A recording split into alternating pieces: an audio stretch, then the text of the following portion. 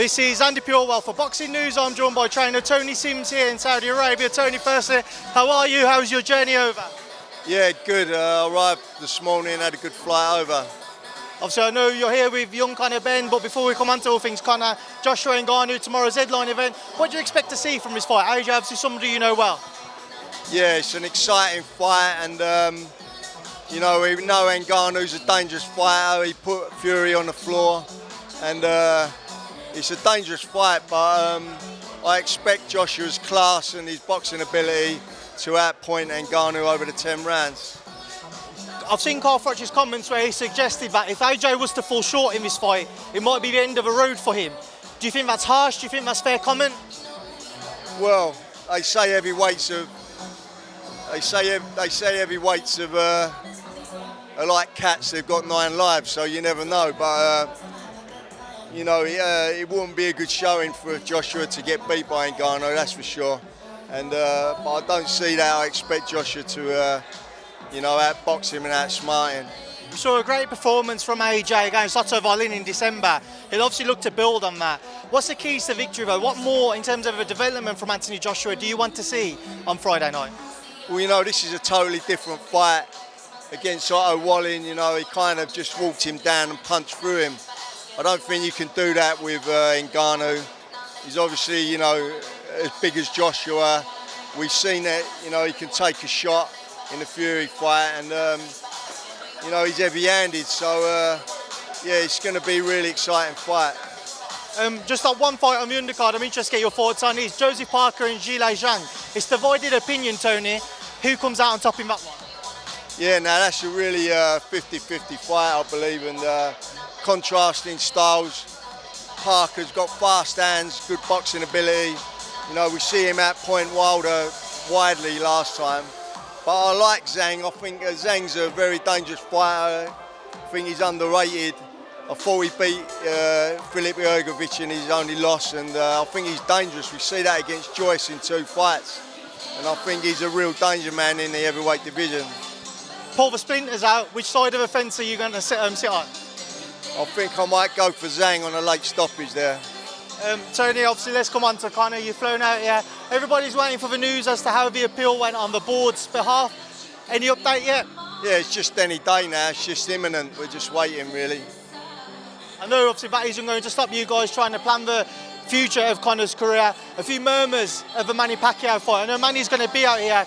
Are talks being planned around that? Yeah, I can see him down there. He's sitting down there, and yeah, there's big talks going on for that fight, so we'll just see how that goes while we're out here. Is that the fight then, obviously, depending on how talks go, is that the one which you'd say is currently the front runner for Conor's next fight? Yeah, it looks that way. It looks that way, yeah.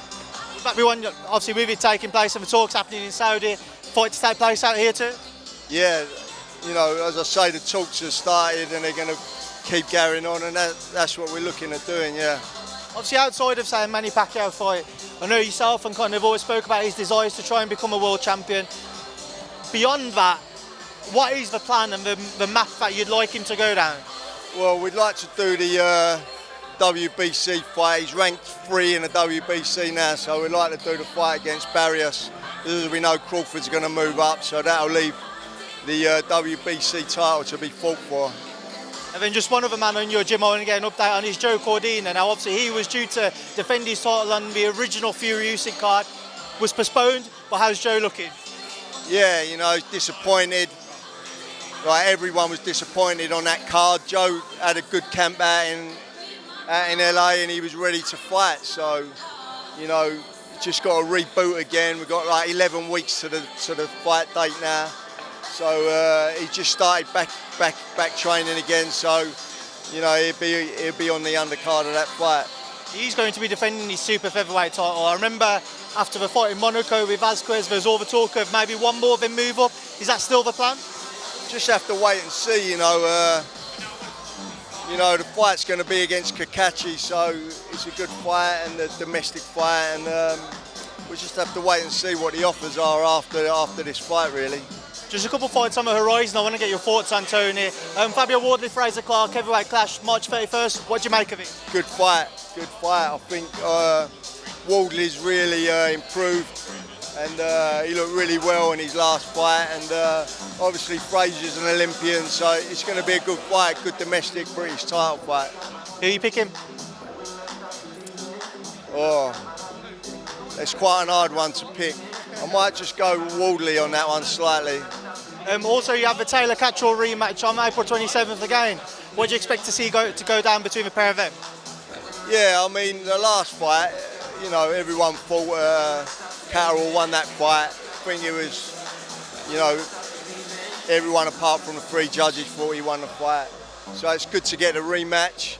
I'm sure Josh will be more switched on for this fight. And, you know, it's another great fight for British fans. And, yeah, I'll probably go for Catterall on points there. And just final one I want to push you on.